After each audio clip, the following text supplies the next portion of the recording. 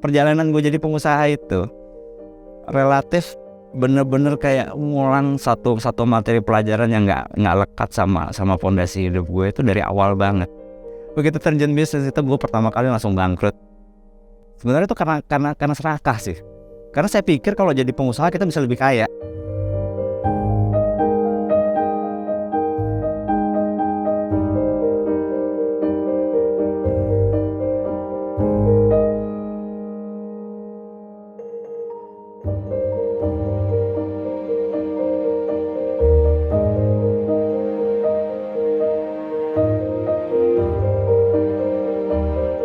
Nama saya Abi, saya seorang builder mesin roasting kopi. Sangrai itu artinya sangrai tradisional.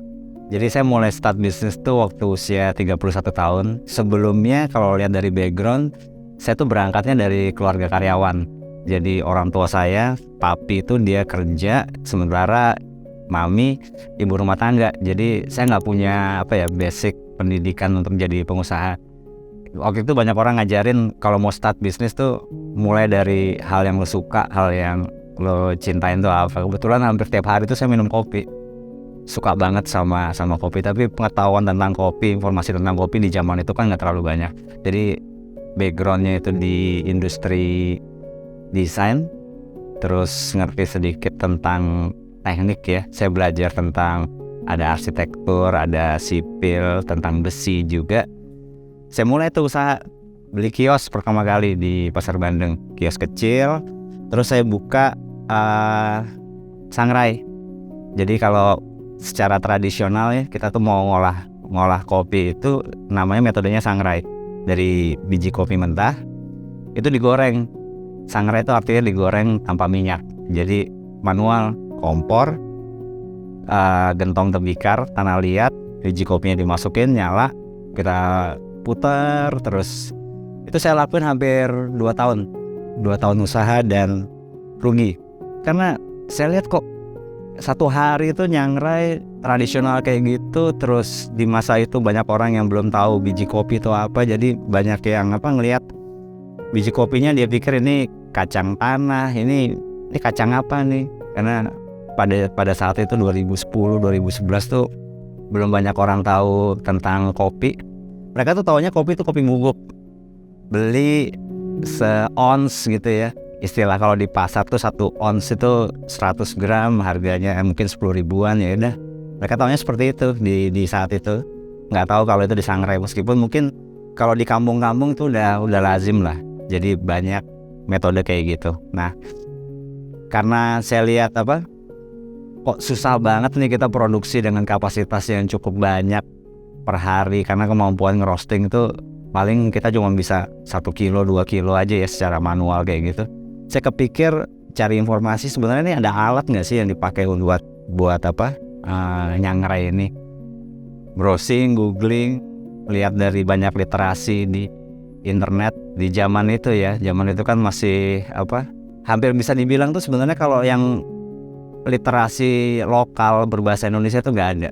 Jadi saya effort tuh belajar bahasa Inggrisnya, baca, nyari informasi tentang gimana cara bikin mesin. Dan saya sendiri nggak ada background sama sekali di engineer. Relatif saya tahu engineering itu hanya dari masa pada saat saya kerja di properti aja. Tahu sedikit tentang budget, sedikit tentang besi, dan akhirnya ya saya coba belajar lagi. Jadi start awal mulai bikin prototype mesin itu 2014 itu sambil terus usaha di bidang kopi. Saya bikin coffee shop, beberapa kali dapat investor, bantu setup bikin coffee shop temen di Pantai Indah Kapuk pernah, di beberapa tempat pernah. Tapi tidak pernah benar-benar punya ketertarikan buat bisnis di coffee shop. Enggak, saya tertarik dengan mesin roastingnya. Kegiatan nyangrai itu kalau buat saya tuh kayak rekreasi juga gitu loh. Jadi pada saat lagi penat, ya capek sama aktivitas kayak gitu tuh, kalau pas lagi ngerosting tuh rasanya kayak ada healingnya gitu loh. Jadi saya dapat kepuasan sendiri gitu loh. Nggak penting amat sebenarnya minum kopinya, karena saya relatif beranggapan kalau ya pada saat itu mikir kalau beli kopi di luar sama bikin sendiri ya ini cuma lebih ekonomis aja. Tapi proses buatnya yang saya nikmatin. Saya benar-benar ngerasa suka banget dengan pekerjaannya itu tadi. Nah dari situ ada satu teman yang dia tuh karyawan saya pertama lah, salah satu karyawan saya pertama di coffee shop, namanya Tio. Tio tuh kebetulan anak STM. Jadi dia yang ngenalin saya, Pak, ini kalau kayak gini kayaknya kita bisa buat sendiri deh. Nah itu dari titik itu ya udah kita coba pergi ke toko besi bekas.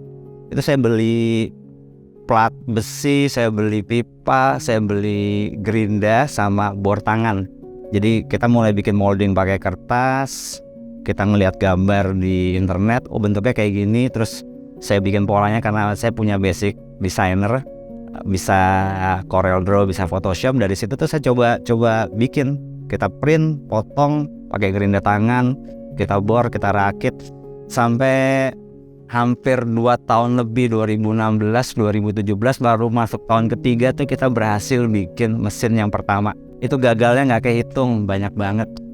Yang mulai dari ngelasnya patah, yang drumnya nggak mau muter, yang hasil roastingannya belang, yang mesinnya speednya kecepetan. Banyak kesalahan kita buat di awal karena nggak ada literasi. Karena di masa itu tuh kita nggak tahu gimana caranya. Cara bikin mesin roasting benar-benar hanya lihat di web, orang buat, lihat dari YouTube di luar, yang beberapa malah lebih konyol lagi ya, karena nggak semua berbahasa Inggris, karena ada yang bahasa India gitu. Kita nonton, kita nggak tahu dia ngomong apa, pokoknya lihat videonya aja. Saya pertama kali dapat pesanan tuh dari Bengkulu. Ada temen pesen mesin kapasitas 2 kilo, itu saya kirim ke Bengkulu. Itu saya dapat uang pertama kali. Maksudnya kalau dalam waktu 3 tahun itu dihitung, wah itu banyak sih. Banyak, tapi ya ke cover ya, karena ya kan coffee shop tetap jalan. Saya sempat bikin coffee shop yang di Peak itu lumayan pada saat itu, dengan beberapa temen tuh ya profit lah. Kita bisa survive bener-bener buat sehingga bisa biayain kegiatan, ngabisin uang di nyoba bikin mesin ini kan. Dan nggak kepikir sama sekali bahwa ini bisa jadi industri. Jadi sebenarnya berangkatnya itu bukan karena wah ini kayaknya bisnis ini menarik nih, nggak. Saya nggak ada imajinasi bahwa bikin mesin roasting ini bisa jadi bisnis yang hari ini tuh udah cukup buat ngidupin keluarga. Itu nggak ada konsep ke arah sana. Baru setelah itu berhasil. Itu pun perjalanan 5 tahun terakhir ini, mungkin perubahan secara desain dari mesin itu tuh seiring sama pertumbuhan industri mesin roasting di Indonesia. Artinya di masa itu 2016-17 itu contoh produk mesin roasting di Indonesia ini banyak. Ada William Edison, sudah kita bisa nyontek lah, bisa lihat produk dia. Beberapa teman-teman di Jember itu ada belasan builder tuh, mereka bikin mesin. Saya lihat di tempat temen, saya tiru. Kadang-kadang ada trouble mesinnya siapa gitu, bawa ke tempat kita bongkar. Itu yang awal-awal kita mulai, oh ternyata dalamnya begini, oh ternyata elektrikalnya begini. Jadi kita terus improve. Baru tahun inilah saya cukup yakin sama konsep bisnisnya dan desain produk yang kita hari ini udah punya. Kenapa saya mutusin buat jadi pengusaha ya? Karena sebelumnya sempat jadi karyawan dan sudah sampai ya lumayan. Pada saat itu saya udah punya, difasilitasin mobil dari kantor, ada sopir, gaji itu udah lebih dari cukup lah kalau buat cuma liburan sebulan sekali gitu tuh. Sebenarnya itu karena serakah sih. Karena saya pikir kalau jadi pengusaha kita bisa lebih kaya. Iya, to be honest, reasonnya hanya itu. Muda, umur 30-an, berpikir kalau wah gue di pekerjaan sebagai profesional aja gue bisa hebat gitu loh. Tapi gini ya, gue rasa perbedaan antara jadi karyawan sama jadi pengusaha itu tuh jauh sekali. Kita tuh jadi karyawan yang hebat, selain mungkin diri kita, itu ada atasan kita, owner, bos yang di atas kita, yang basically mereka itu yang ngedrive, yang mereka yang ngarahin kita untuk jadi seorang yang hebat di satu bidang. sebagai desainer gue bisa hebat banget pada saat itu. Tapi tuh jadi ada pikiran kecil di hati gue tuh yang gue pikir gue yang hebat banget gitu loh. Padahal sebenarnya enggak. Itu tuh paling gak setengahnya tuh bos kita, owner kita, dia yang punya bisnisnya, dia yang tahu gimana caranya bisnis ini bisa running, bisnis ini bisa jalan gitu loh. Nah karena keinginan pingin cepet kaya, pingin hebat itu tuh gue mutusin kayaknya kalau jadi karyawan nih eskalasinya gini nih. Nanti umur 40 cuma segini, umur 50 cuma segini. Habis itu karena plus tambahan orang tua kan karyawan. Papi itu pensiun dari Kompas dan ketaker gitu loh. Maksudnya gue ngelihat kalau jadi karyawan tua ya segitu gitu loh. Tapi ternyata begitu terjun bisnis itu gue pertama kali langsung bangkrut. Hidup tuh berubah 180 derajat. Dari kita punya sedikit ya pada saat itu, gak terlalu banyak, sampai gak punya apa-apa. Dan itu waktunya cepet banget. Itu hanya 3 bulan dari ngambil keputusan berhenti kerja kemudian bangkrut. Karena mismanagement, gak punya pengalaman sama sekali jadi pengusaha, ya kan? Sama sombong sih. Gue ngerasa gini, perjalanan gue jadi pengusaha itu relatif bener-bener kayak ngulang satu materi pelajaran yang nggak lekat sama fondasi hidup gue itu dari awal banget. Sehingga gue lihat ada anak-anak yang lahir dari keluarga pengusaha, dari sejak kecil mereka udah ngeliat orang tuanya jadi pengusaha, mereka tahu seluk-beluk bisnis, mereka tahu negosiasi, mereka tahu produksi, mereka tahu jual, dan itu tuh fondasi sekali gitu loh. Yang kalau mau jadi pengusaha ya lo harus lewatin itu. Lo harus lihat, harus melek dengan hal-hal kayak gitu. Sementara gue yang dari kecil pemandangannya adalah bapak gue kerja, ibu gue ibu rumah tangga, sampai rekaman di usia 30 tuh gue gak punya tentang hal itu. Dan gue harus mulai dari awal.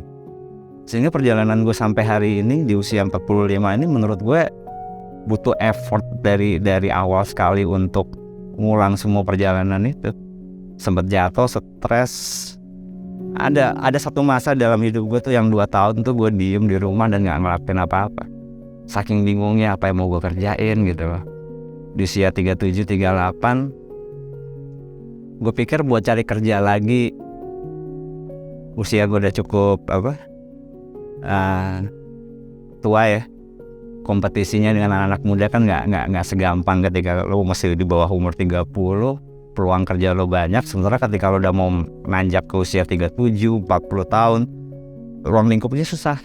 Apalagi di posisi gue pada saat bekerja itu udah sampai di level itu tuh nggak mudah sama sekali gitu loh. Dan ya gue terusin start business survival. Buat Sandra sendiri ya, sebenarnya mesin roasting kopi itu tidak banyak tipe. Yang paling populer di Indonesia itu hanya satu macam, itu tipe drum. Jadi ada pipa di dalam mesin ini. Prinsip kerja mesin ini kan oven. Jadi ada api di bawah, lalu ada drum yang berputar. Kopi itu ada di dalam, diputar mengejar temperatur panas tertentu lah, sekitar 200-230 derajat Celcius. Matang, keluar, didinginkan. Simpel seperti itu. Jadi bisa dibilang baru setelah kesininya kita tuh nemuin bahwa di Indonesia yang dibutuhkan salah satunya itu adalah produk awal untuk orang mulai usaha di bidang roastery.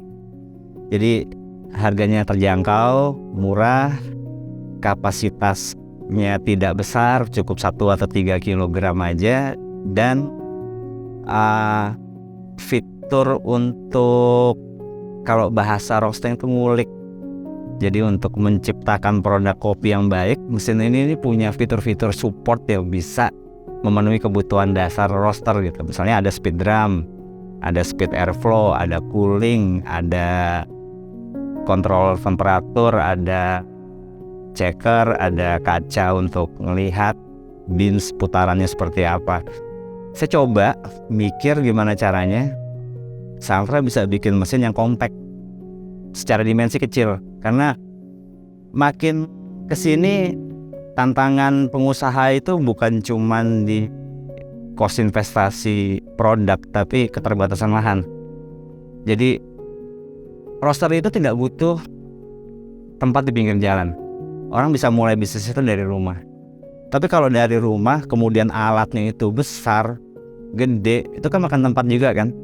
Terus fitur yang nggak lengkap itu juga akhirnya banyak hal yang kurang klik sama kebutuhan konsumennya. Ya akhirnya saya coba mikir gimana caranya kita bisa bikin mesinnya compact, kecil, kapasitasnya itu ideal 1 kilo untuk orang pertama kali start. Jadi segmen yang saya kejar itu tuh entry level, orang yang baru mulai belajar buat jadi pengusaha di bidang roastery. Indonesia ini paling punya builder tuh nggak nyampe, saya rasa sih nggak ada sampai 50-an bengkel lah. Jadi bisa dibilang ini produk yang tidak populer. Belum banyak orang tahu tentang mesin roasting. Jadi saya berusaha buat gabung di komunitas-komunitas kopi. Karena kalau di Indonesia ini ngomong komunitas kopi ini banyak. Ada organisasinya, ada ngegroup, ngegeng gitu. Kopi itu punya keunikan sih. Karena di Indonesia ini produk F&B ya, minuman yang punya konsumen yang militan gitu, yang sampai ada istilah mereka disebut sebagai pendekar kopi, si paling kopi dan sebagainya. Itu kayaknya baru kopi gitu kan, nggak ada yang paling roti gitu, kayaknya nggak, si paling mie gitu kayaknya nggak ada ya. Jadi lewat komunitas, karena dari lewat komunitas saya bisa ketemu sama ini yang punya coffee shop ini. Jadi dari situ saya coba kenalin. Pendekatannya ya benar-benar personal. Terus saya sempat bikin di sekitar tahun 2020 ya, kita bikin kompetisi roasting. Itu saya punya komunitas namanya Home Coffee Roaster Indonesia. Kita bikin kompetisi roasting. Jadi saya ngasih hadiah 1 mesin roasting kecil. Ya lumayan. Itu bikin exposure, orang makin kenal kalau saya builder, saya bikin mesin roasting. Terus dari situ juga manfaatin sosial media lah, terutama Instagram, TikTok. Meskipun tidak spesifik jualan, saya lebih seneng gunain narasi tentang kopinya aja. Karena jual mesin roasting ini beda sih sama jual kopi ya. Kalau jual kopi itu biasanya customer datang, Om Abi pesan kopi, es kopi susu 1, ya udah buatin gitu loh. Kalau mesin roasting itu ngobrolnya bisa sampai 5 kali, 6 kali, 10 kali baru ada transaksi. Orang tuh bisa diskusi buat satu transaksi mesin tuh bisa sampai berminggu-minggu, berbulan-bulan baru dia order. Jadi itu salah satu tantangan yang kalau menurut saya cukup berat sih. Yang itu tadi ya, untuk start awal. Jadi mesin kapasitas 1 kilo dengan 3 kilo. Ini reasonnya sih sebenarnya sederhana. Kalau dengan mesin 3 kilo itu sudah cukup untuk bisa jadi roaster yang proper lah. Artinya dengan mesin 3 kilo tuh kita 1 bulan kapasitas produksi itu bisa 1 ton. Bisa 1000 kilogram. Sementara pakai mesin 1 kilo tuh kita kapasitas produksi mungkin hanya 200 kilo, 300 kilo, nggak terlalu banyak ya. Tapi kalau orang sudah bisa produksi kopi 300 kilo, 200 kilo, itu dia sudah profit ketika di jualan kopi ya, di jualan beans. Jadi ini tools alat yang kita konsentrasi sekarang untuk memenuhi kebutuhan orang-orang yang baru mulai belajar masuk ke bisnis kopi. Bengkel mesin roasting ini mulainya dari 1 karyawan. Dan itu sebenarnya bukan karyawan. Dia tuh karyawan di coffee shop, cuman dia punya kemampuan ngelas lah, karena backgroundnya STM kan. Dari situ tuh sampai mungkin hampir 2 tahun pertama tuh saya bikin usaha ini hanya berdua dia. Jadi kalau ada transaksi jual, Tio nih komisinya sebanyak yang kita produksi. Begitu udah mulai ada rutin pesanan, saya mulai rekrut tuh 1 karyawan. 1, terus nambah lagi. Start awal nggak langsung punya bengkel. Jadi ini kan rumah saya, ada halaman di teras rumah, carport gitu, model gerinda sama alat bor. Ya udah di situ kita mulai bikin, berantakan segala macem. Udah penjualannya mulai bagus, nabung. buka pagar supaya area kerjanya makin luas. Begitu udah makin luas, saya masih ada lahan sedikit di bagian belakang ini. Ini sekarang ukurannya mungkin sekitar 8 kali 5 meter ya. Ini saya jadiin bengkel hasil dari jualan mesin roasting. Sampai akhirnya bisa punya bengkel kecil di sini. Kalau kondisi sekarang ini rata-rata kita jual sekitar 6-8 unit setiap bulan. Rata-rata tuh dari mesin kapasitas 1 kilo yang paling banyak kejual. Terus mesin 3 kilo itu tadi. Kita juga bikin custom by order gitu. Kalau ada yang pingin bikin dengan kapasitas yang lebih besar sampai 8 kilo itu kita pernah buat. Tapi itu nggak masuk dalam line produksi. Kalau sekarang ini saya kepingin tuh punya produk, kita bikin, nggak ada pesanan, kita buat. Sehingga ke depan tuh kalau bisa kita jual mesin itu nggak lagi by order. Ya udah, kita punya mesin, orang datang lihat, coba, mungkin dia bisa compare sama produsen lain. Kalau dia udah cocok sama mesin kita, dia tinggal bayar bawa pulang. Kalau saat ini masih by order. By order tuh maksudnya ya mesin-mesin ini walaupun ini sebenarnya udah pemiliknya, cuma karena belum selesai aja.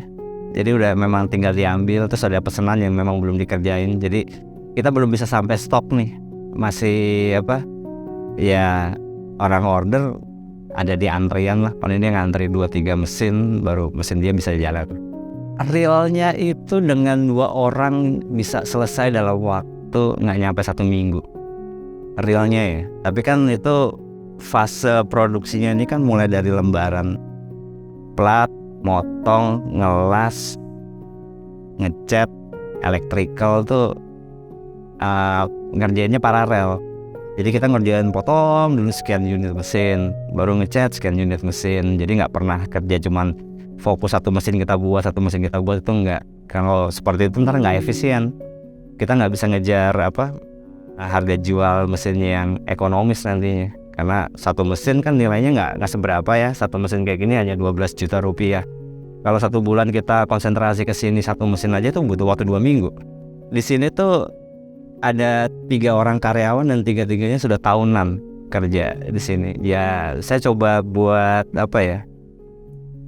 dalam benak saya gini. Kalau bisa karena saya punya background cerita yang tadi saya ceritain dari berangkat karyawan. Kalau bisa tuh orang yang bekerja, energi mereka tuh jangan cuman total habis hanya untuk pekerjaan mereka aja. Mereka harus bisa berpikir bahwa suatu hari nanti dengan kemampuan yang mereka punya, kayak misalnya mungkin nanti Ahmad, Ali, atau Aksin tuh dengan mereka udah bisa bikin mesin seperti ini. Katakanlah mereka jenuh di Santra, mereka mau buka usaha, mereka jelas-jelas udah mampu untuk ngasilin satu mesin seperti ini. Mereka semua tuh nggak ada yang kemampuannya spesifik. Ini hanya las aja, ini hanya electrical aja, ini hanya ngecat aja, enggak. Satu orang bikin mesin dari 0 sampai jadi, itu mereka bisa. Dan mereka pasti bisa ngajarin juga ke orang lain. Saya sih berharap suatu hari nanti ya, mereka nih lepas dari Santra bisa bikin usaha. Paling enggak yang saya udah pernah bekalin di sini tuh adalah ya bikin mesin roasting lah. Saya gampangnya ngomong gini, di coffee shop hari ini tuh kita masih bisa ketemu barista yang gajinya di bawah 2 juta. Dan itu banyak. Tapi kita akan kesulitan ketika ngomong tukang untuk pasang instalasi listrik, untuk bikin rumah yang payroll gaji sebulannya tuh di bawah 4 juta, di bawah UMR tuh nggak ada.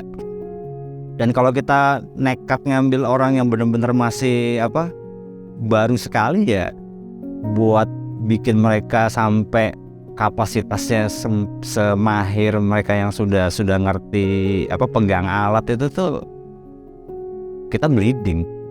Jadi memang cost terbesar dari satu mesin ini tenaga kerja. Mungkin hampir lebih dari 40, mendekati 50% komponen harganya itu adalah upah. Jadi memang karena ini kan handmade ya, dibuat pakai tangan. Jadi misalnya harganya ini 12 juta, itu saya mau bilang 5-6 juta tuh biaya untuk harga jual itu ada di upah tenaga kerja yang dibayarkan ke mereka.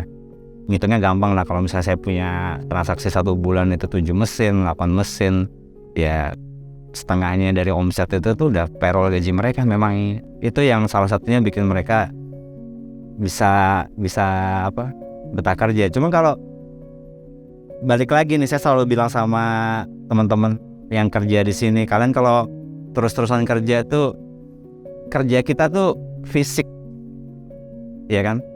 Saat ini kita masih muda nih, masih umur 30-an, umur 40, kita masih punya tenaga yang kuat untuk bisa ya kerja fisik kayak gini. Tapi kalau kita udah lewat 45, mendekati 50 tahun, kemampuan fisik kita berkurang, ya kita harus nyiapin diri kita untuk punya income yang nggak lagi menuntut kita melakukan pekerjaan fisik.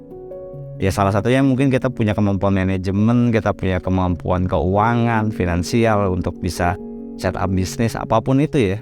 Kalau buat saya di sini ya berarti yang saya bisa bekalin ke teman-teman yang kerja itu ya tentang mesin roasting, tentang usaha kopi, builder, semacam itu. Gak ada konsistensi di order ya. Kadang 1 bulan ini saya bisa cuma kerjain 1 mesin. Bulan depan tiba-tiba masuk orderan itu bisa 15 mesin. Tapi kalau dihitung rata-rata ya mungkin sekitar 70-80 juta lah setiap bulan. Average ya kalau dipukul rata dalam 1 tahun kita kerja tuh ya, karena kapasitas kemampuan bengkel kita yang segede ini, kita hanya bisa keluarin paling banyak ya 7-8 mesin aja per bulan. Belum bisa lebih dari itu. Kalau jumlah sulit, tapi kalau size sih ya, misalnya kayak kita dapat pesanan mesin kapasitas 8 kilo, itu harga mesin 8 kilo udah 100 juta. Ya kita kerjain itu mungkin kerjanya 1,5 bulan sambil ngerjain mesin-mesin yang lain kayak gitu tuh ya. Dalam setahun tuh ada 1 mesin orderan yang size-nya gede. Kalau lihat yang produksi massal yang kapasitas 1-3 kilo itu kita produksi terus. Cuman yang kalau yang custom ini kadang-kadang ya itu jadi bonus lah. Kita bisa menang agak banyak gitu kalau dapat orderan agak besar kapasitasnya, bukan jumlah.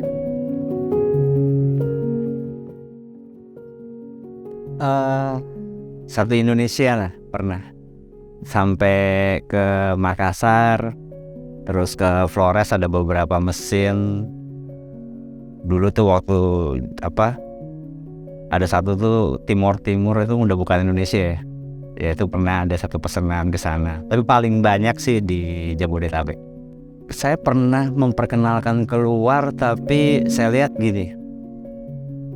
Kita di Indonesia itu di industri manufacturing terutama yang berkaitan dengan produk-produk besi kayak gini nih telat sebetulnya. Bisa dibilang negara luar terutama China gitu ya, mereka tuh udah punya produk yang jauh lebih bagus, jauh lebih presisi. Jadi agak sulit. Walaupun sebenarnya kalau dilihat di Indonesia brand dengan kemampuan yang udah memenuhi standarisasi ekspor itu ada beberapa. Saya punya harapan kalau buat Santra untuk bisa nyampe ke sektor itu. Tapi kalau buat saya pribadi hari ini saya ngerasa bahwa market di Indonesia itu masih lebar banget, masih gede banget, dan rasanya belum perlu deh buat ngasih perhatian gimana caranya bisa ekspor mesin roasting gitu. Saya rasa kalau di dunia itu yang paling terkenal legend gitu ya, namanya itu Probat. Di Indonesia ada yang bisa bikin seperti Probat dengan kualitas build yang sebaik Probat. Jadi kita nih hebat kalau di industri mesin roasting. Teman-teman yang lebih senior, yang lebih besar industrinya tuh udah bisa bikin mesin dengan kualitas seperti itu.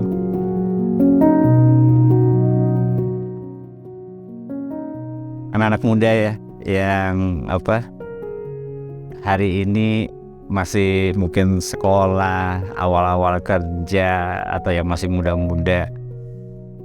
Di Indonesia ini cari kerja susah. Kompetisi di pekerjaan kita itu keras banget. Salah satu hal kritikal yang kalau menurut gue itu harus dibangkitkan di Indonesia itu adalah mental kita untuk jadi seorang pengusaha. Kalau lihat dari industri yang hari ini gue kerjain, gue mau bilang bahwa manufacturing, merubah produk mentah menjadi produk jadi, Indonesia tuh punya begitu banyak varian bisa dikerjain. Kerajinan tangan, kain, apapun, besi, kayu, batu, itu banyak yang kita bisa lakukan di negara kita, tapi tidak terlalu banyak orang yang ngelihat bahwa ada peluang di sana. Kita tuh nggak banyak dapat insight, masukan, motivasi untuk ngelihat bahwa di negara kita itu peluang kita masuk ke sektor UKM manufacturing itu tuh sesuatu yang punya peluang besar untuk punya penghasilan lebih baik daripada jadi karyawan. Timbang kita harus berkompetisi sama teman-teman sesama calon pekerja untuk dapat posisi di pekerjaan. Kita sudah di dalam pekerjaan aja kompetisi itu nggak ada habisnya. Mau kita jadi karyawan, mau kita jadi pengusaha, kompetisi nggak ada habisnya. Cuman menurut gue jadi pengusaha itu peluangnya lebar banget. Jadi coba pertimbangin hal yang kita suka, apa yang kita cintai, coba buat ditekunin sungguh-sungguh supaya itu bisa jadi sesuatu yang punya manfaat ekonomi buat hidup kita. Usia gue sekarang 45. Mimpi gue itu, gue rasa gue pingin bisnis ini tuh bisa jadi jadi penopang, dan mudah-mudahan bisa jadi inspirasi juga buat teman-teman yang hari ini kerja di Santra, supaya bisa kelak tuh ngelanjutin bisnis ini baik di Santra ataupun di luar. Tapi kalau untuk Santra sendiri, gue berharap kita bisa bangun pabrik, kita bisa naikin kapasitas produksi, kita bisa campaign lebih banyak lagi tentang peluang di industri roastery. Karena Indonesia itu punya 800.000 ton produksi nasional kopi. Di Indonesia sendiri, angka jumlah peminum kopi dalam mungkin sekitar 13 tahun terakhir itu naiknya hampir 200%. 2010 tuh kita punya data sekitar 100.000 ton per tahun dikonsumsi di Indonesia. 13 tahun kemudian angkanya 2 kali lipat. Artinya peminum kopi terus nambah. Artinya dengan seiring naiknya jumlah peminum kopi, semakin banyak coffee shop, semakin banyak juga kebutuhan untuk roastery. Jadi peluang bisnisnya ada, potensinya juga masih besar sekali, dan saya berharap sih dengan kita fokus dengan mesin roasting ini, kita bisa jadi bagian yang ikut ngasih kontribusi buat nyuplai mesin roasting untuk kebutuhan roastery Indonesia di masa depan.